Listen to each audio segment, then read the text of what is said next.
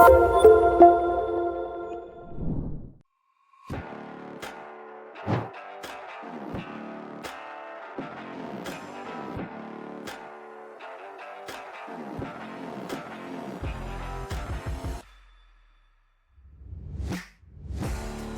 यहाँ से fault code reading कर पाएंगे, जिससे आपको फ्रीज फ्रेम डेटा मिलेगा और ये आपको उसकी स्थिति भी दिखाएगा।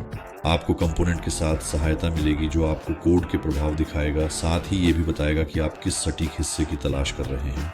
और यदि आप कंपोनेंट के बारे में अधिक जानकारी देखना चाहते हैं तो ये आपको वही सटीक हिस्सा दिखाएगा जिसकी आप तलाश कर रहे हैं, और यह आपको दिखाएगा कि वह इंजन पर कहाँ जुड़ता है, system components, coolant fluid temperature pinouts, tightening torques, हटाने और इंस्टॉलेशन की प्रक्रिया और मापदंड भी दिखाएगा। अगला कदम फॉल्ट कोड ट्रबल शूटिंग होगा, जो कंपोनेंट रिप्लेसमेंट गाइड की तरह ही आपको वे सभी आवश्यक कदम बताएगा ताकि आप फॉल्ट कोड को सही तरीके से क्लियर कर सकें, जिससे वह दोबारा कुछ दिनों या यहाँ तक कि कुछ घंटों में आपके उपकरण पर वापस ना आए।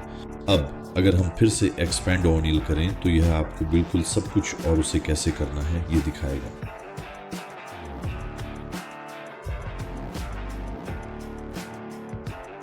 आप डायग्राम पर भी उस पार्ट को देख सकते हैं, जिससे आपको बिल्कुल पता चलेगा कि वह ओवरले पर कहाँ जुड़ता है, और यह आपको पिनआउट्स और उसे कहाँ ढूंढना है ये भी दिखाएगा। अब चलिए थोड़ा जूम इन करते हैं। तो जिस पार्ट को हम ढूंढ रहे हैं वह यहीं स्थित है, CV16। ये मुख्य ECU से जुड़ता है। ये अन्य पार्ट्स हैं जिनके साथ आप इंटरेक्ट भी कर सकते हैं। अगर आप उस पर डबल क्लिक करते हैं तो ये आपको उस पार्ट से संबंधित जानकारी दिखाएगा। और फिर से कंपोनेंट रिप्लेसमेंट गाइड। तो मूल रूप से इस इंजन के हर हिस्से को बदला जा सकता है, ECU से लेकर, जिसे हम थोड़ी देर में देखेंगे, अन्य पार्ट्स तक।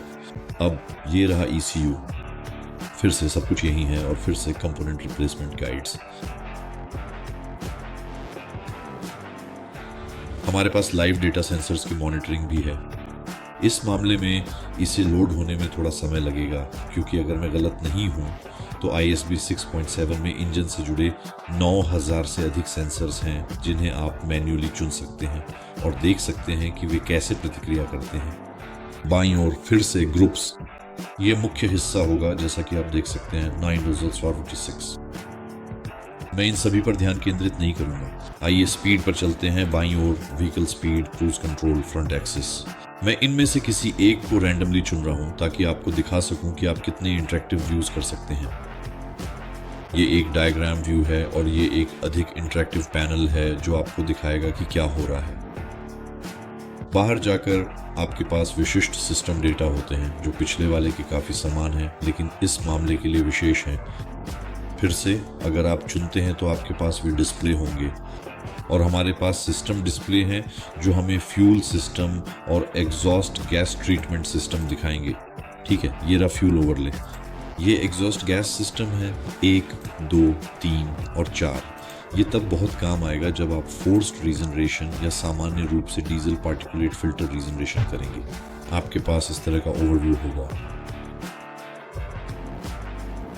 मेंटेनेंस, ये रहा फिल्टर रीजनरेशन।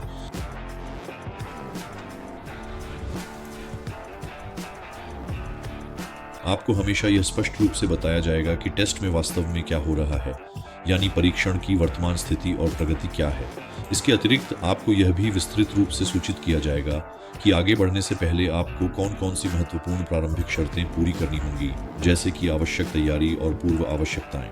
साथ ही प्रारंभिक फिल्टर रीजनरेशन टेस्ट के बारे में भी पूरी जानकारी दी जाएगी, जिसमें इसके उद्देश्य, प्रक्रिया और अपेक्षित परिणाम शामिल होंगे।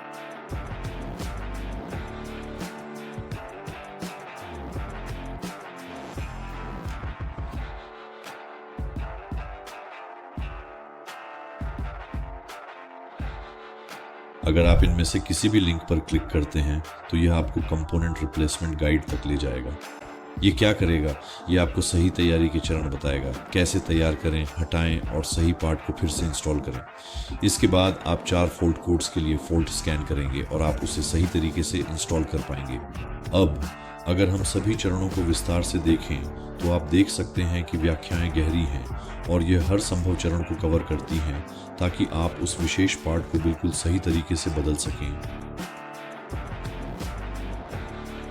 अगर आपके कोई सवाल हैं तो बस हमसे मचनेशन पर संपर्क करें। आप हमें 808-864-2240 पर या www.machnation.com पर संपर्क कर सकते हैं। बहुत बहुत धन्यवाद।